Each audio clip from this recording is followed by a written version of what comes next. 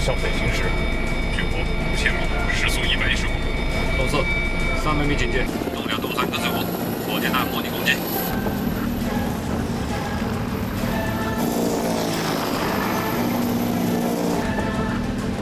注意啊，他们来了，尽量往车多的地方走，别让他们那么容易打中。是。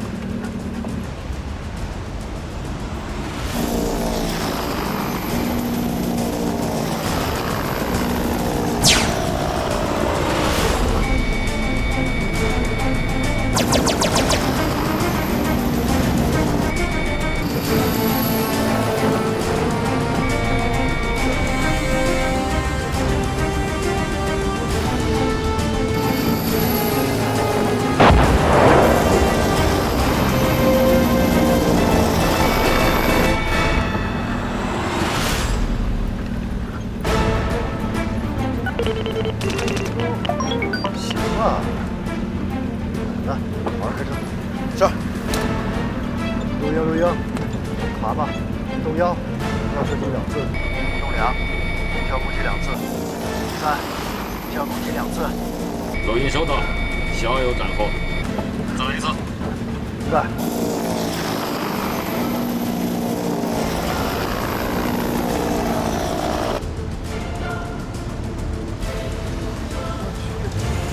这么低啊！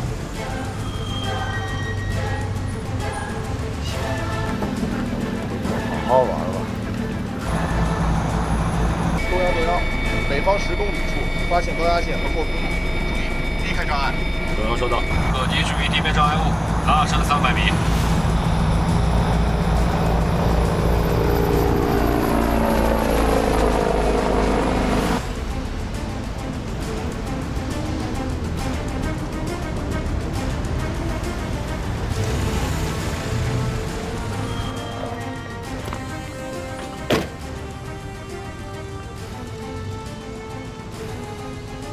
加油吗？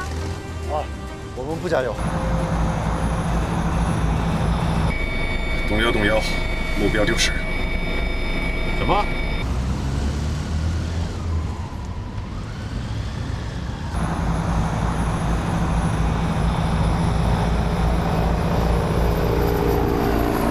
这一定是空中突击里的指令呀。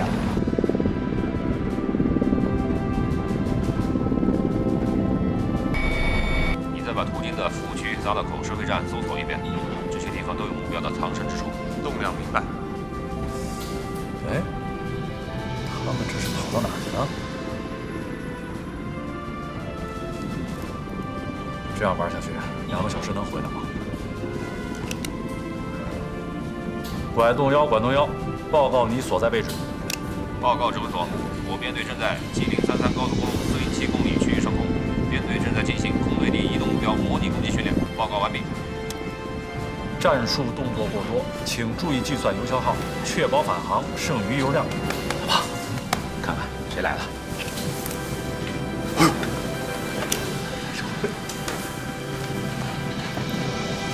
旅长，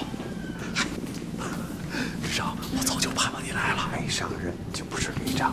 哎，怎么你不是来路过？哎呀，左旅长啊，有事路过这里，顺便到部队看看，一会儿就走。这么急吗？我可是有好多工作要向你汇报呢。车在高速路上，看见几架指示在非战术动作，我一想，这肯定是我们部队啊。可是没想到规模搞这么大，4级编队非战术动作。哎呀，我跟司机说调，这就来了。王宁同志，来，把这1箱水带上吧。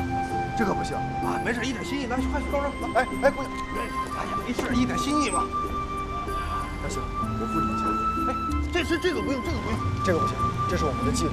来，拿着。啊，旅长，江海的编队已经飞出去1个小时了，在高速路上追汽车。江海这小子表现怎么样？不错，旅长，这个营长选对了，有想法、敢担当。要不是他这种搞法，只是到今天还飞不起来。是啊，报道没几天，改装飞行至少要好几个月啊。没错，江海他们搞了个直升机改装机型新训计划，证明啊，比我了圣梁山，郭副长就倒逼我，让我1个月就拿出训练成果。你说这不是赶着鸭子上架吗？哎，进度是不是太快了点？能扎实，能保证安全吗？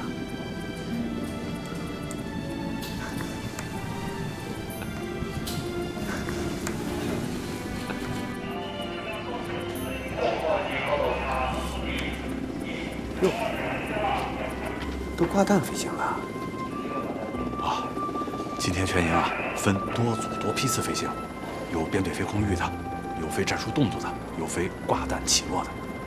然后呢，再交流经验，互换科目，周期缩短了，效率提高了。哎，是不是有点超前了？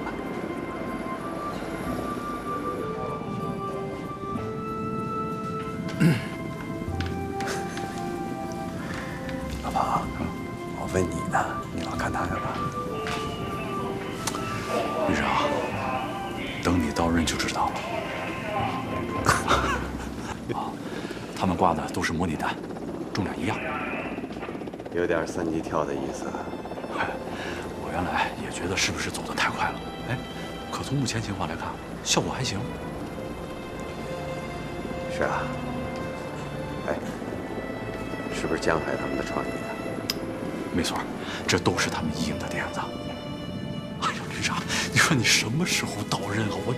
我现在压力真是太大了。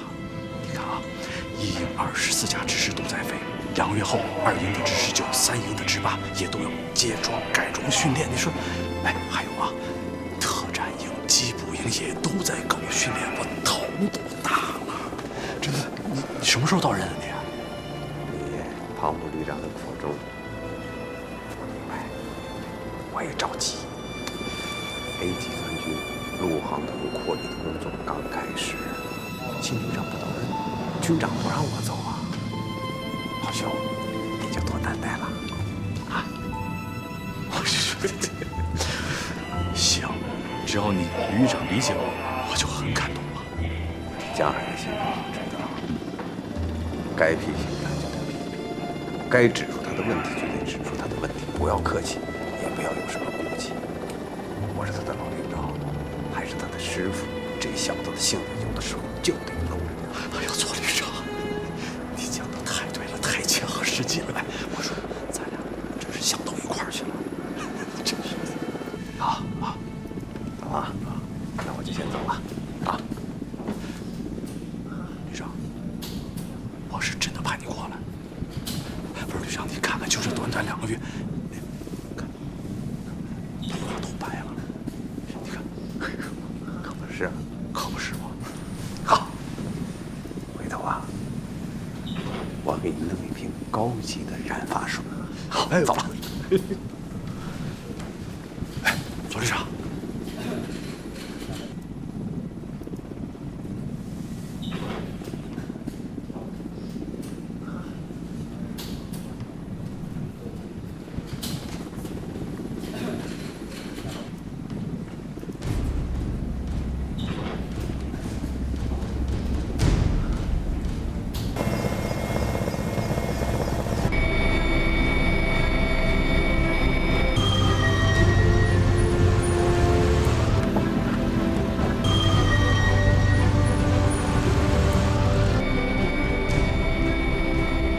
动摇，发现目标。目标5号公路向西面山区开去。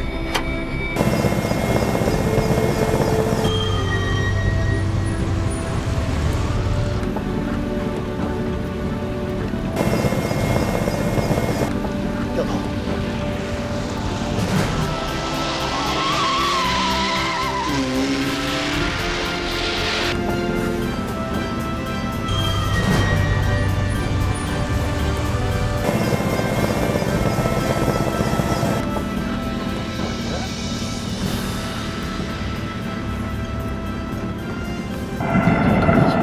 已锁定目标，目标我已锁定，不要犹豫，果断开火。拜。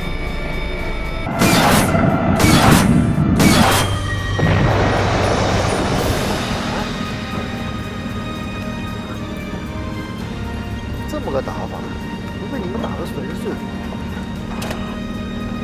录音，我是是蛤蟆。录音收到，请报告战况。蛤蟆报告，导弹命中，3发有效，1发脱靶。蛤蟆呀，已经变成水中牛蛙了。公军老爷饶命啊！蛤蟆，现在结束，我们返航。OK，拜拜，我明白。就是请不断吧。走。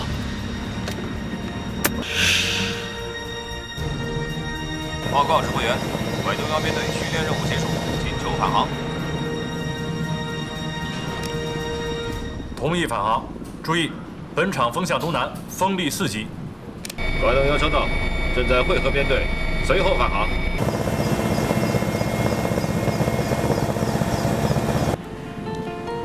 副旅长，你休息会儿吧，这里有我了。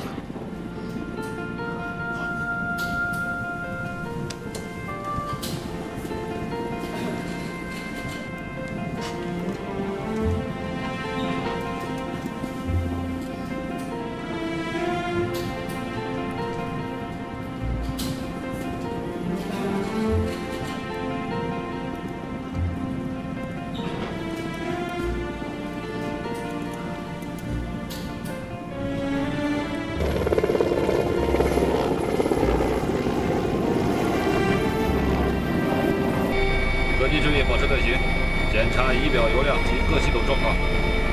动量正常。动4状态正常。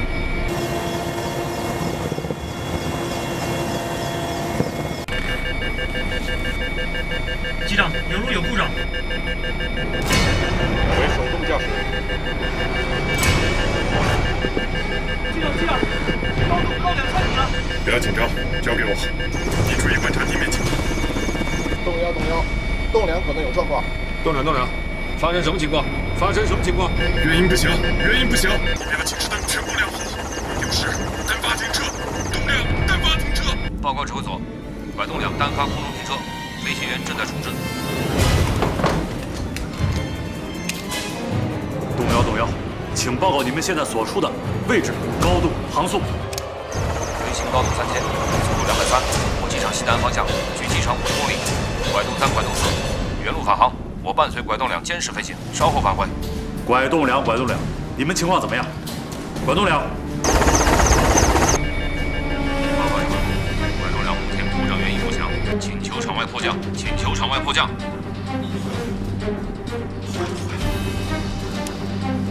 拐东1，请报告拐东2位置。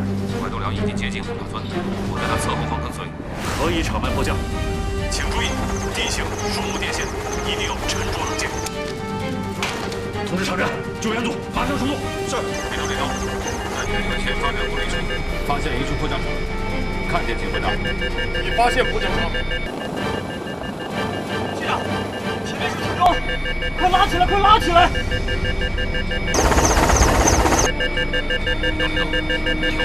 不要急将军，保持平飞状态。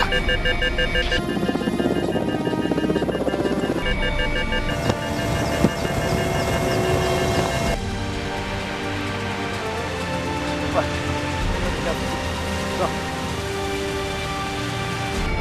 移动，对准空地，果断降落。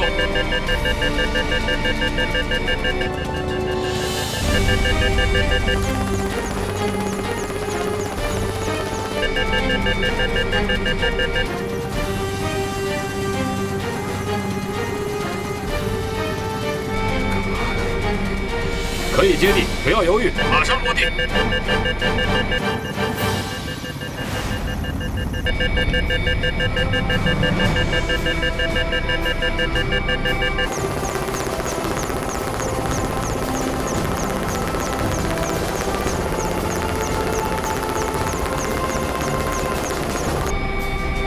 好，可以关车。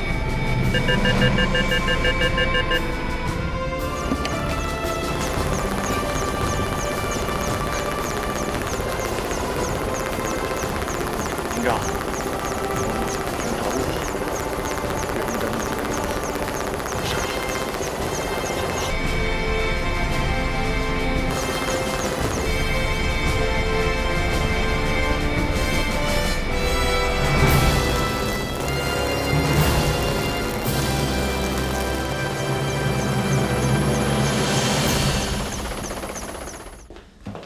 政委，你看到了吧？再不停飞就要出大事了。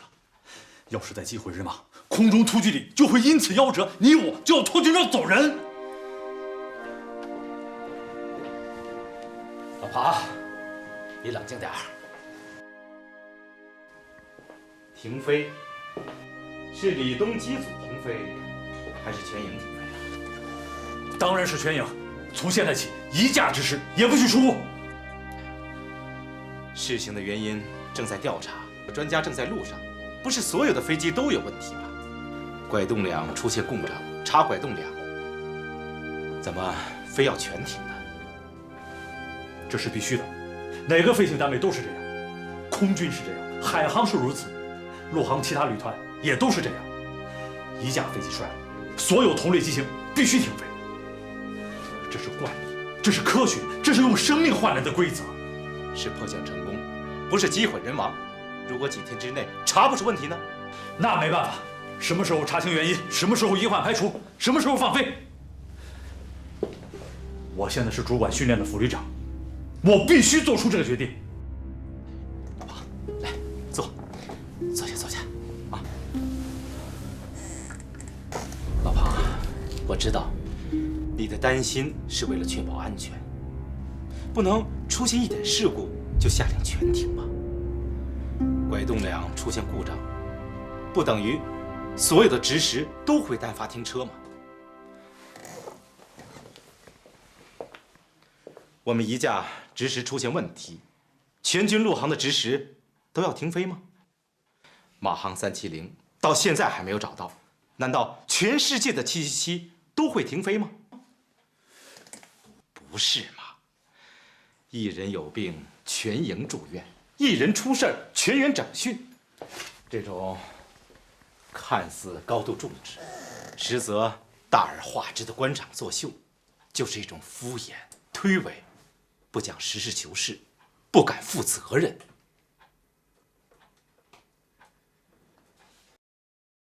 如果打起仗来，一架战机受损，难道我们全旅的战机都龟缩起来不出战了吗？老庞啊，现在是要鼓劲儿，要给力，不是把塞子泄气的时候啊！好，那就请左旅长来做决定吧。我庞威挑不起这个担子。庞部旅长，你要是现在敢撂挑子，我就以空中突击旅党委书记的名义向你提出警告。毕政委，你，我还要向上级党委、纪委控告你失职、渎职、不担当、不作为。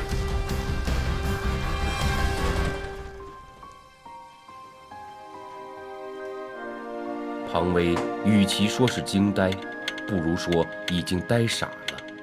这是他有生以来第一次听到有人要控告他，而且是向党控告。对于一向自认为对工作、事业、对党忠心不二的庞威来说，无论如何不能接受。而且，要控告他的人，正是眼前这个与他几个月来朝夕相处，让他倍加敬重的大哥般的政委毕玉成。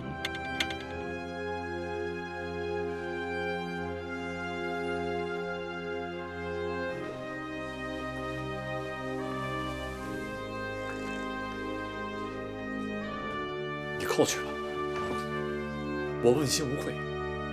你问心无愧，那是你只想到你自己。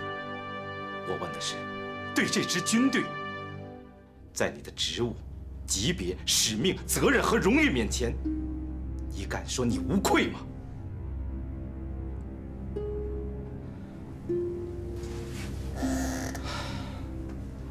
不错，有名人说过，不管是谁，只活一回。对得起自己，就不必说后悔。问天问地，问心无愧，但那是老百姓。可你是一名解放军军人。现在，全旅官兵都在看着你我，我们必须要有一个明确的态度，要有一个振奋军心的态度。出了这么大事，怎么振奋？事情说大也大，说不大也不算大。不算大，我们就不能冷静下来，具体问题具体分析吗？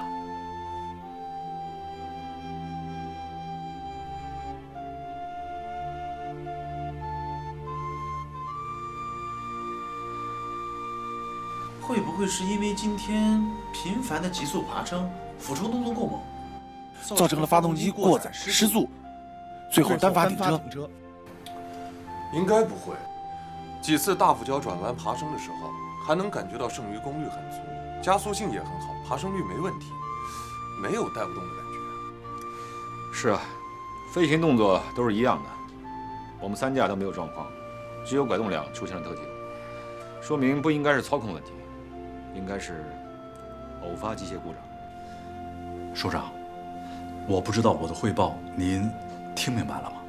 你的意见我听得很清楚，我给你个建议啊，你和毕政委啊还是要统一思想，先调查事故原因，不要着急着下结论，好吗？啊，首长，我跟政委的意见基本上是一致的，先查清问题。现在专家已经到位，他们连夜工作。首长，我的意见是，为了确保安全，一营所有指示还是停下来，不要飞了。首长，今天是不幸中的万幸。至于怎么解决这个问题，由你们旅自己决定。到底是全部停飞啊，还是部分停飞？一定要听一听设计院专家们的意见。听专家意见？那当然了。技术装备上面的问题，专家比我们更有发言权。首长，我的意见还是先停飞的好，这样保险系数大。等专家确认类似故障不会再出现了，再放飞。目前的情况，眉毛胡子一把抓也是抓嘛。首长，您看行吗？老庞，我不想再说第3遍。关于这件事情怎么处理，你们旅自己决定，这就是我的态度。好，我听您的。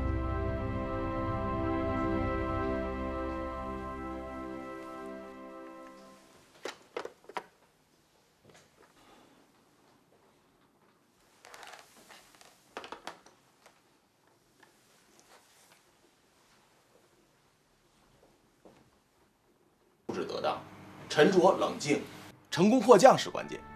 李副营长，你说说。说说吧。营长，这现在想起来啊，还真有点后怕。突然就失去了一半的动力，又是全新的机型，完全不了解。怎么提桨具，它都是往下坠的，真让人发怵啊。那仪表才吓人呢，红灯一会儿这个闪那个亮的，还抖得特别厉害。后来判断是左发停车，我马上意识到，如果继续提桨具的话，会造成过载，引起右发停车，那可就全完了。于是我马上放了点桨具，机身就平稳了许多。但就这一会儿功夫，已经下降了1500米左右。好在营长提醒我，要保持平飞状态，不能再提桨具了。我当时啊位置比较高，看得比较清楚，计算了一下下滑角度和飞行速度，估计拐动梁保持在30到50米，飞过村子应该没有问题。首长，我是不是该到突击旅上班了？我这心里一直不踏实，又出这事儿，我一听说，我这后脖梗子直发凉啊！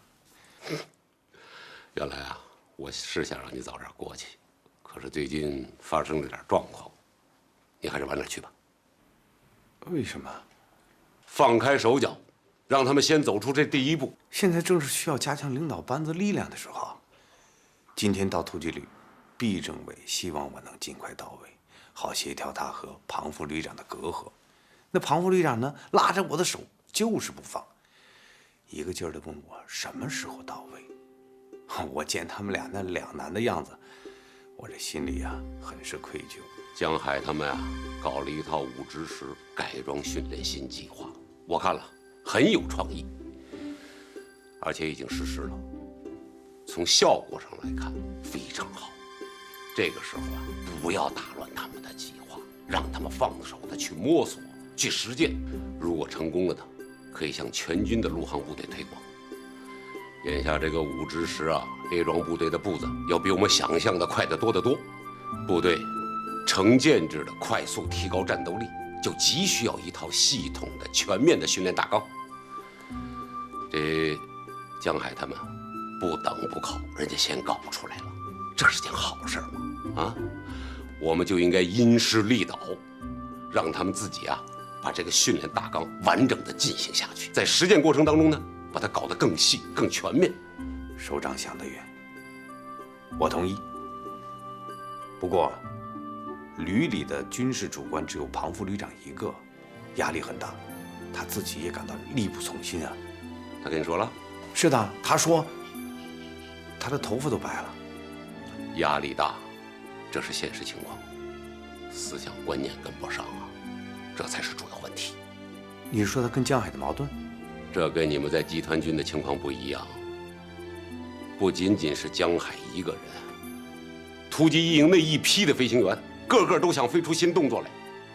他们要在1个月之内，让直时飞出新的战术。你想想看，庞维这个老飞行员，他能接受吗？哎呦，这要叫我，胆子也没那么大。所以嘛，我让你也别去，怕我拖后腿。我怕你去搅局。不会吧？我还不知道你呢，不高兴就耷拉个脸儿啊！现在的年轻人多敏感呢，你这一掉脸子，他们就发怵，那还能放开手脚啊？嘿嘿嘿，首长把我看成什么人了？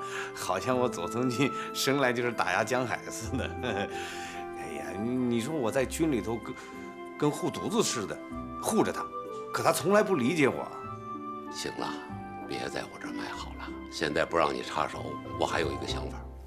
既然庞维、江海他们有矛盾，那就让他们掐。让他们掐？对啊，有了问题就找上级，这行吗？我不能给他们当保姆。练兵就得先练干部，部队的干部必须敢于担当，敢于作为。看着我干什么？啊？我确实很惊讶，首长会这么想问题。那要是旅里这些矛盾自己解决不了，影响到工作训练，你能看着不管吗？哼，简单的方法有，出了问题打个报告啊，交给上级，对下级也有交代，全部都停飞了，等着工作组来解决，这问题不就简单了吗？这当然太消极了。对嘛，我这儿还有更简单的，不管他，让他们自己解决。啊，这恐怕不行吧？怎么不行啊？当初突击旅搞出那个训练计划来，不是也争也吵，最后不是他们自己也解决了吗？别小看毕宇成，别看他不是飞行员，但是他知道怎么能够调动飞行员的积极性和创造性。跟这种人搭档，你我不吃亏。庞副旅长一定想不通。哎，别指望着他全部都能想通，想通一半也行啊。反正现在训练计划都在进行，而且收效还不错，这就行了。可这次出事，您不可能不过问吧？那看怎么过问了，过问多少？庞维是真乱了手脚了，一天给我打3个电话。好家伙，我跟他说了，不管，自己的问题自己解决。他也给我打过电话，你不能管。你说出了事，全旅上千号官兵他不找，他找上级，这对吗？啊，他应该先找身边的干部啊、飞行员去了解他们怎么想、怎么做，这是对的吗？他可倒好，2只眼睛就盯着上级，等着我给他拿主意。他这个旅长当的也实在是太安逸了。这回我还就不管他，就让他自己解决。不就是单发停车吗？多大的事儿啊！天崩地裂了一样。嘿嘿，哎呀，首长真是拿得起放得下呀。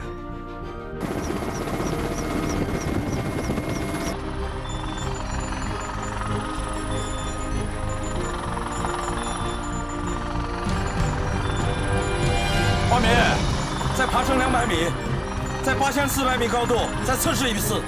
明白。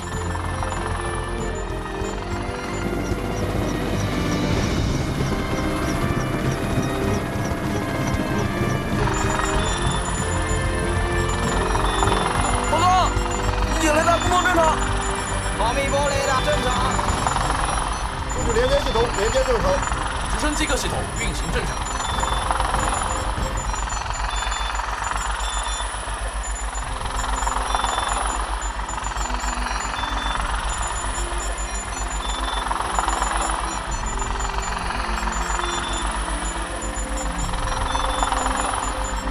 好，今天的测试结果非常好，非常重要，任务圆满完成，放航。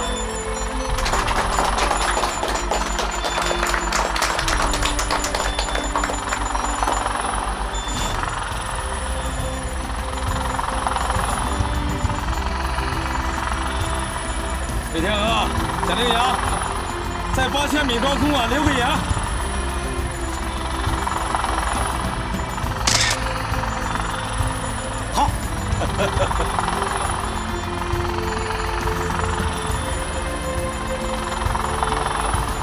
这次测试飞行啊，你们俩飞得非常好。我要跟主任说，为你们俩请功。听说当初有人坚决反对女飞行员上高原参加测试飞行啊？那个人呢，就是我。会吧？ 我看您总是乐呵呵的，把最高最难的航线都交给我们飞了，没有一点看不起我们的意思呀。我原来是这么想的，怕你们俩身体呀扛不住啊。还有，我们没有飞过高原是吧？对。没想到你们俩比2名男飞行员呢还能抗高反，飞行技术啊不亚于男同志啊，我佩服。 落地以后啊，我们好好庆贺一下。我们这次的任务就算完成了。是啊，这次测试结束，这架预警指挥机啊就要交付给部队了。耶！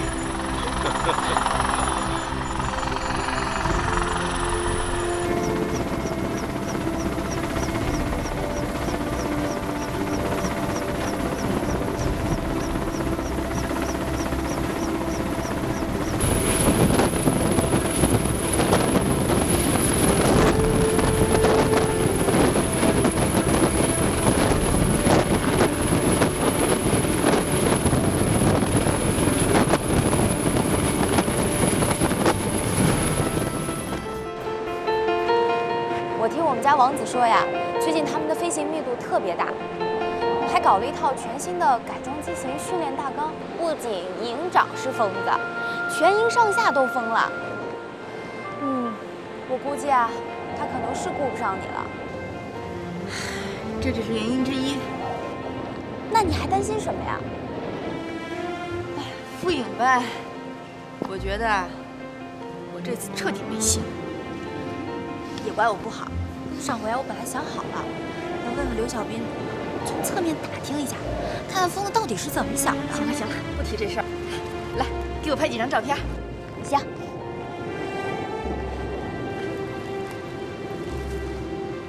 1、2。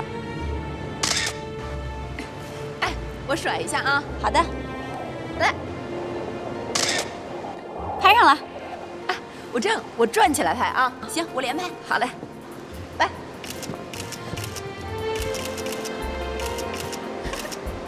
怎么样？你拍了没有？拍了。给我看看。哎呀，我忘了补防晒霜了。你看看，高原红都晒出来了。没有，特健康，特 sexy。得了吧。不行，你回去给我 P 一 P。没问题。哎，你手怎么这么凉啊？ 脸色也不好看，你怎么了？大姨妈来看我。小羚羊，这事儿你不跟我说吗？你本来就有高原反应，这事儿我已经给你瞒下来了。你跟我说，我好跟周总师说，咱们延迟2天飞啊。没事儿的，我要知道你这种情况，不应该让你登机的。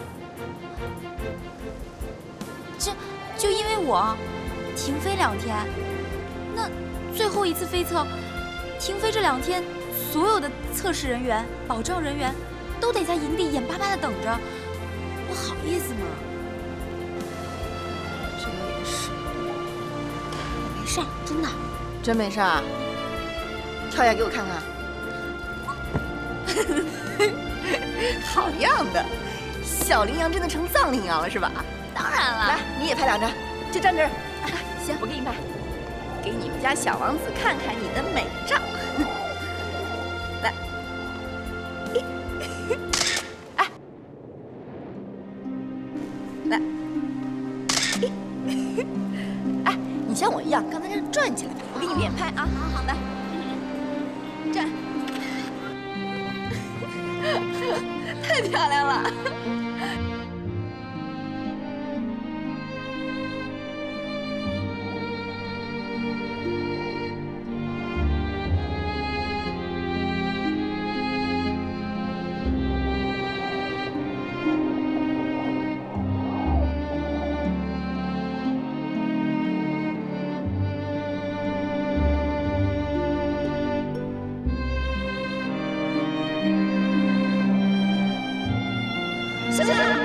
小羚羊，你别吓我，小羚羊！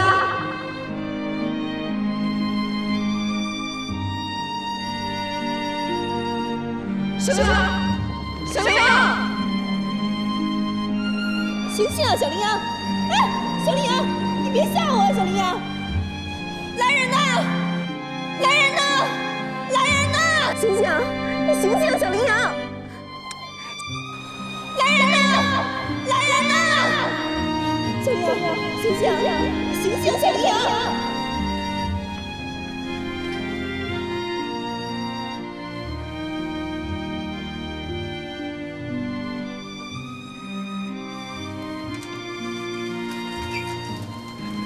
紫薇，你是谁呀？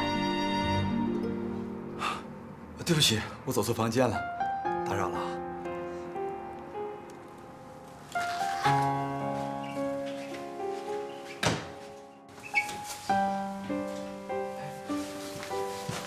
大夫，那个谭紫薇她转到哪个病房了？你不知道？我知道什么？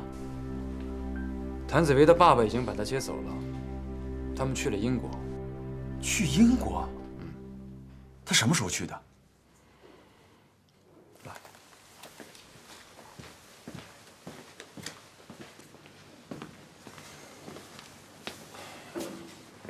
谭紫薇的伤口恢复得还算快，身体也比较好。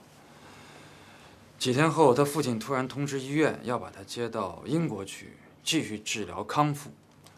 3天前办理完了出院手续，昨天告诉我他们已经到达了英国。那谭紫薇醒了以后，她没说什么吗？他说想见见你，他爸爸告诉他，你已经离开了。我明白，董事长是不想让谭紫薇再见到我。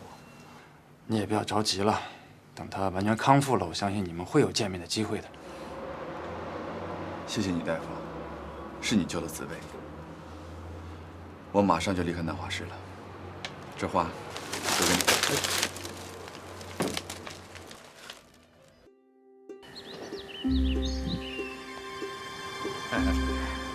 我很担心江海的脾气，一根筋，想好的路啊，想方设法都要跨过去。我也了解庞主任，他是一个书生气很重、原则性很强的人，他认为对的事情，不敢跟院长顶撞的。你说他们俩怎么会弄在一起？我跟你有同样的担心啊，我恨不得现在就去上任了。好在江海在您手下那么多年，还是会听你的。庞威恐怕就不行了。郭部长不让我到任，他有他的想法，他想锤炼一下空中突地领这个班子，考量一下江海一批中基层干部。江海是怎么想的？我还真不知道。自从他到了空中突击旅以后，我们就很少通话。为什么？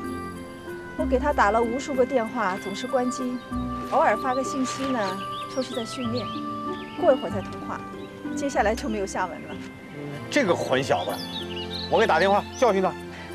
算了，我知道，他一进入飞行状态啊，就跟疯了似的，谁找他都不会理的。哎，那我给他发个信息，他晚上准保给你打电话啊。发了。这段时间要有什么想法、有什么困难，随时给我打电话。啊，我毕竟是空中突击旅的旅长嘛。好的。那我先走了。哎，好，再见。再见。哎，顾阳。呀，你才来啊？我还想着你第2天就到北京了呢。出了点情况，耽误了2天。哦，对了，刚才左团长还跟我在一块呢。我看到他了。那你怎么不过来啊？我现在不想看见他。为什么呀？是不好意思啊？是没脸。说什么呢你？哎，谭紫薇呢？他去英国养伤了。养伤？养什么伤啊？啊，你刚到，要不先到招待所住下吧？好，走吧。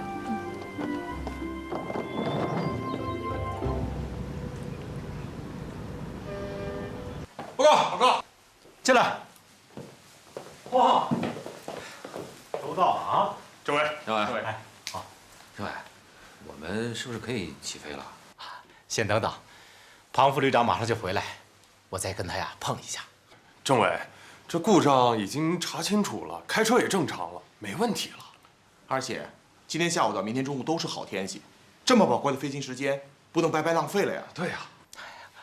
我知道你们的心情啊，我理解。等有消息啊，马上会通知你们的。江海先留下，你们2个先回去。是。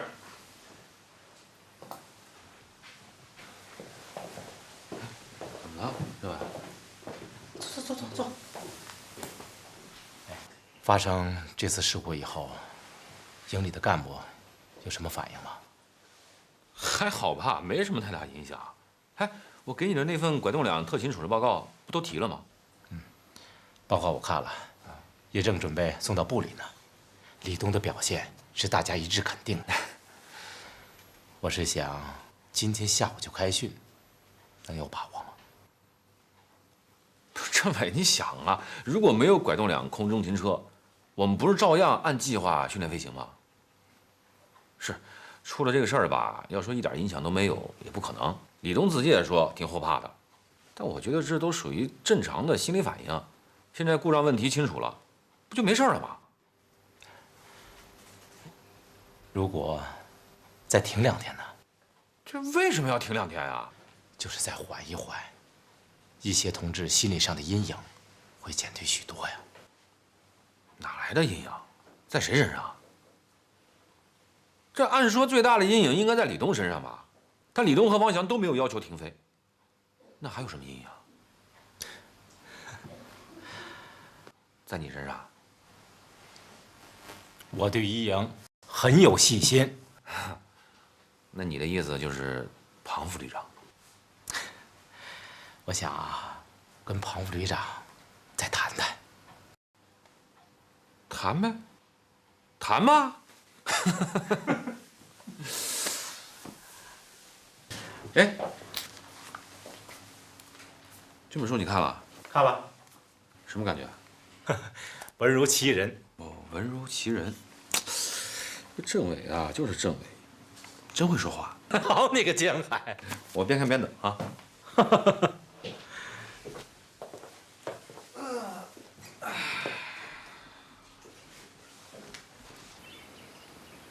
你还打算去英国看他吗？好不容易解脱出来，怎么可能再贴上去？就没想到这富二代还有那么痴情的。我约了几个合伙人，成立了一家是。没想到这谭紫薇还挺痴情的。紫薇的父亲答应我，愿意当我的出资人。那太好了，他很有实力的。但初期我不想让他介入太多。为什么呀？这1年多来，我跟谭总还有紫薇，在商界圈里出出入入，多少看到了一些商界圈里的风风雨雨和世态炎凉。搞无人机是有风险的，毕竟他们都是商人，钱是他们衡量一切事物价值的唯一标准。所以，在初期研发阶段还看不出眉目的时候，我先不告诉他。那你没有钱怎么行啊？我这2年赚了点钱，我打算把它都投入进去。要赔，也是赔我自己的，不会连累别人。那这么说，你已经有想法了？我先把几个已经构想好的无人机概念设计出来，制成样机。等试飞成功以后，我再请谭总过来。哎呦，我的小羚羊，你终于活过来了。他们都说我是藏羚羊，我听说藏羚羊的生存能力可是很强的。就别逞强了，你看你那天那个狼狈相，真给我丢人。你是不是都拍下来了？那当然，我还要发给王子看呢。你快删了，删了，丢人！就不删。你怎么这样呢？彭露露，陈主任来看你了。哎，陈主任，露露，您怎么来了？哎，花米也在。陈主任，哎，别动，别动，躺着，快点。周周，我呀这2天已经缓过来了。你还大老远跑过来看我，感觉怎么样啊？感觉好多了。身体不是早讲吗？都怪他，要不是他让那天拍照片转2圈，我也就不会躺在这儿了。瞎说，哪有飞行员害怕转圈呢？哎，给你慢慢吃啊。谢谢主任。不客气。哇，主任，我的最爱。哟，主任都是你的最爱了。我最喜欢这个牌子的巧克力了，谢谢主任。好好养着啊。放心。好。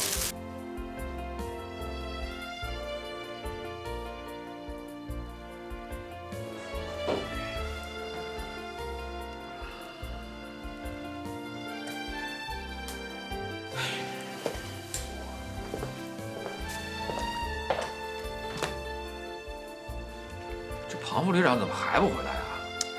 耐心等会儿吧。哎，看了有什么收获呀？没什么收获啊。说话口气别这么大啊！你虚心点吧。我看了2遍，我觉得还是很有收获的。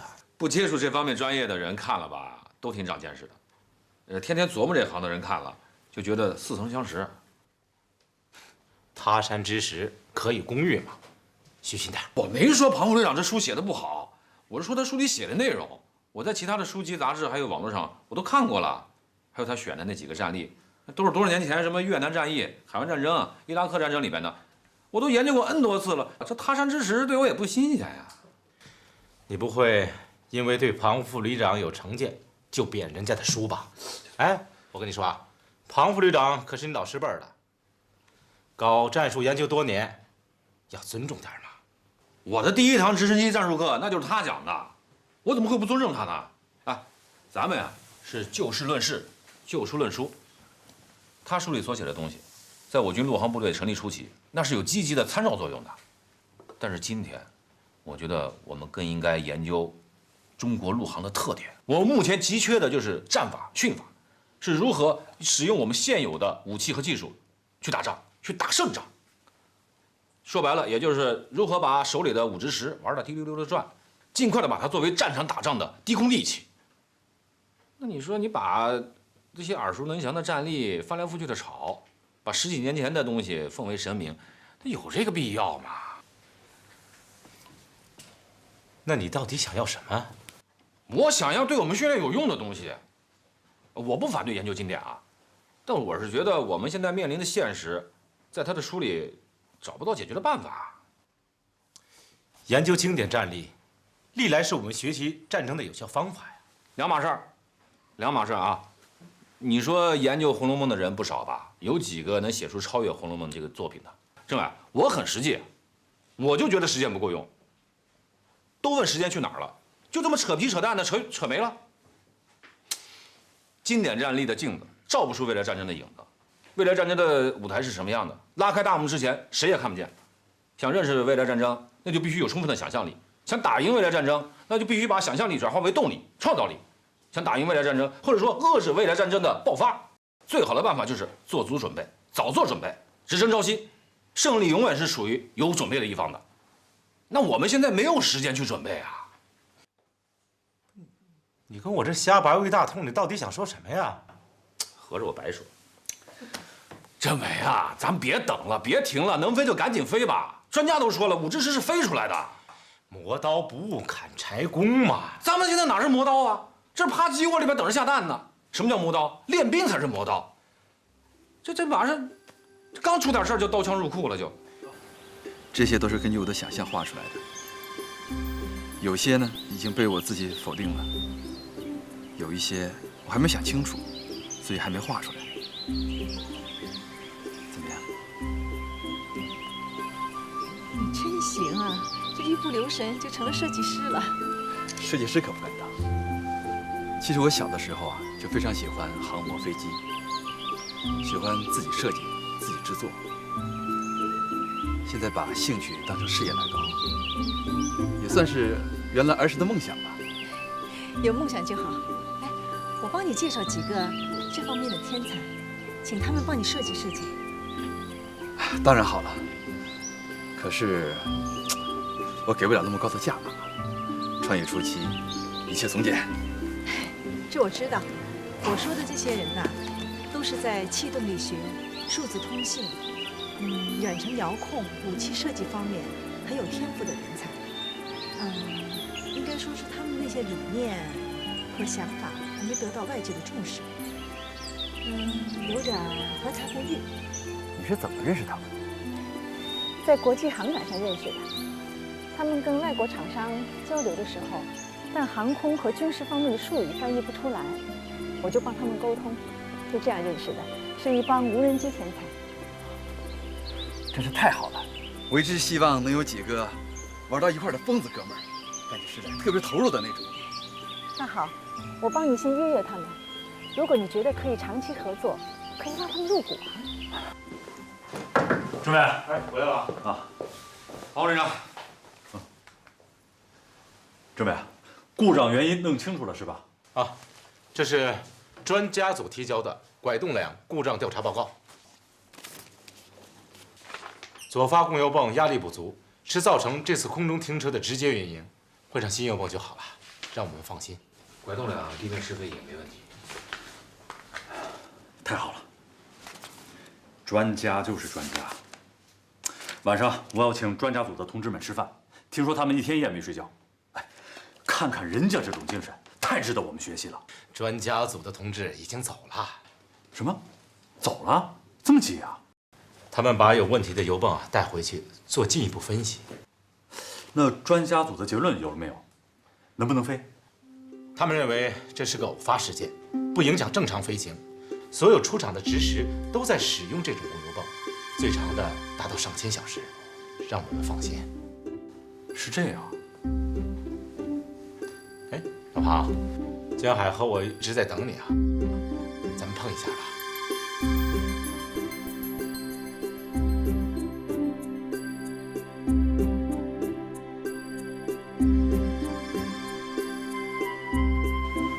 我知道，你们是在等我表态，对吧？庞副队长，你不表态，我也知道你心态。我心态？哎，停飞啊！是的，停飞不对吗？对，停飞安全，谁敢说不对？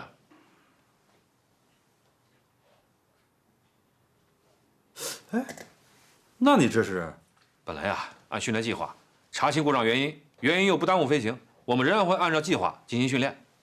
这毕竟现在能遇见有利于飞行的天气也不多嘛。你们还是要飞？不飞。又不飞了？不飞。我们决定啊，举行一个以抓安全为主旨的现场会，特别邀请主抓飞行安全的庞副旅长去做主旨演讲，同同时也请政委给我们一营官兵做动员嘛。哎，你们这是什么时候的事啊？怎么没事先告知就突然袭击啊？这反正都停飞了，闲着也闲着，就关起门来搞教育嘛。那要不让他们带薪休假去旅行？什么带薪休假去旅行？你胡闹了你！政委，庞副队长，你就别推辞了吧。你把我也弄懵了，真的假的呀？真的，一营和机务大队的所有官兵已经在2号机库集合完毕了，就等2位首长了。哎，请吧。老庞，那就去吧。光说要停飞，不讲讲停飞的意义也不好。既然一营有这样的一个活动，也是个机会。专家组的调查报告也都清楚了，不妨借机啊，把旅里的态度也跟大家伙说一说。就是。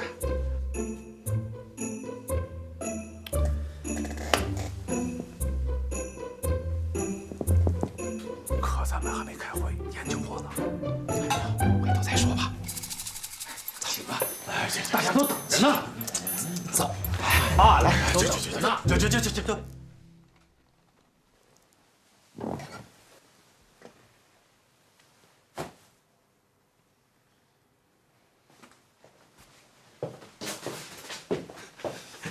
看把庞副旅长牛的。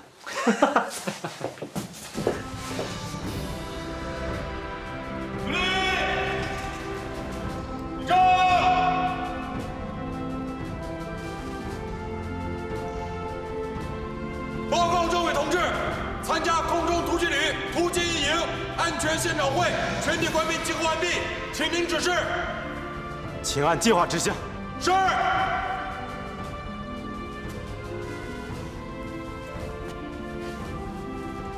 坐下。各位首长，这是临时会场，形式主义的东西咱就不搞了，应留就简吧。不过同志们还是给起了一个好听的名字。叫什么？平起平坐是吧？彰显官兵平等啊！二位首长要是不嫌弃的话，就请入席吧。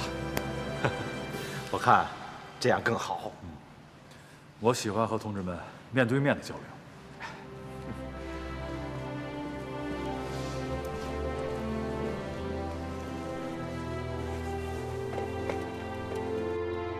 首先，我们以热烈的掌声欢迎吕首长来参加我们的现场会。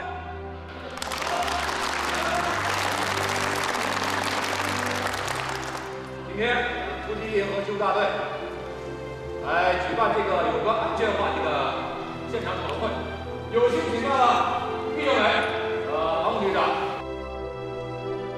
庞副旅长还会在会中做主旨演讲，他的演讲将会详细的阐述5之10全面停飞的重要意义。安静。毕政委啊，还要跟我们讲一讲什么是正确的安全观，什么是科学的安全观。啊，大家要认真领会。停飞期间，大家可以交流学习心得，进一步的查找身边不安定的因素、不安定的隐患。政委，我什么时候说要全面停飞了？还停飞的重要意义？瞎搞！哎，爸，停飞，你可是说过的。我说的不是这个意思，我是说，为了安全，停飞是必要的，根本不是他说的这个什么全面停飞，多损我听闻。老爸，好了，回头再说啊。政委，庞副旅长，你看你们是谁先发言啊？还是先听听你们的讨论吧。哎，对，还是先听你们的。哎，江海，我可不是什么主旨发言啊，我是跟大家一起探讨。好，那我就先开个头吧。今天呀，我们在这个机库开会，有2个意义。一，就是在我们的背后，啊，这是需要大家回头看的啊。这架天炮尾拐动2的5之10直升机，在执行任务期间，意外地发生了空中单发停车。所幸的是，机长李东和副驾驶王翔沉着冷静、胆大心细，严格地按照5之10改装训练大纲中空中特勤处置预案、空中单发停车处置要领和步骤，最终成功地安全迫降，避免了一场重大事故的发生。让大家回头看呢，就是要向李副营长好好的学习。这为什么放在后面呢？意思就是告诉大家，不能老是回头看啊，还得向前看。开过汽车的人都知道，汽车只有一个倒车档，有好几个前进档。这是为什么？因为需要倒车的时候毕竟是少嘛，啊，向前看，往前走才是主流。这个段落的主题啊，就是胆大心细、技术精湛，也就是保安全。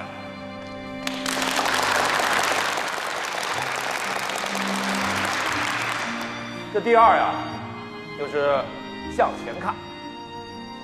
那在我们的前面8个大字：突击雄鹰，不负使命。这突击雄鹰指的是哪支部队啊？空中突击旅。对，就是我们这支刚刚组建不久的、还没有形成战斗力的空中突击旅。而我们突击1营就是这支部队的尖刀，这支部队的主力，是要在第一波次杀入敌人阵地，对敌发起强大攻势的空中突击力量，为地面部队扫清障碍、开辟通道，为坦克、装甲兵提供强大火力支援的低空杀手。这不负使命啊，这是要求我们这支部队要以国家和领土安全为己任。从我们调入空中突击旅的第1天起，就要牢牢地树立起以国家安全、领土安全、领空安全、民族安全、人民生命财产安全为最崇高的安全观和使命感。不练出精兵，能保卫祖国的安全吗？不能。所以，向前看，就要像军歌里唱的那样，向前，向前。使命在肩，没有退路，只能向前看，往前走，让机群早日形成战斗力，让5之10早日从我们的手中飞起来，让树梢杀手更加凶猛，更加霸气。我的发言完了。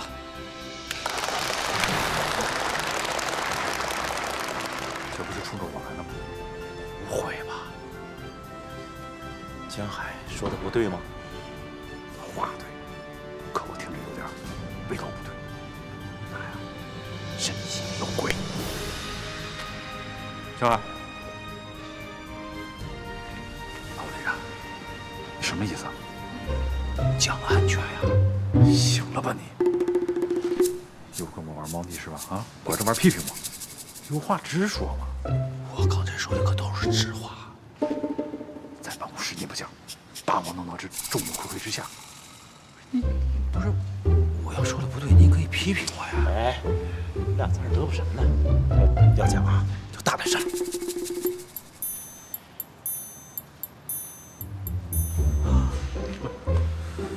我明白了，你们俩是绑架我的。没有。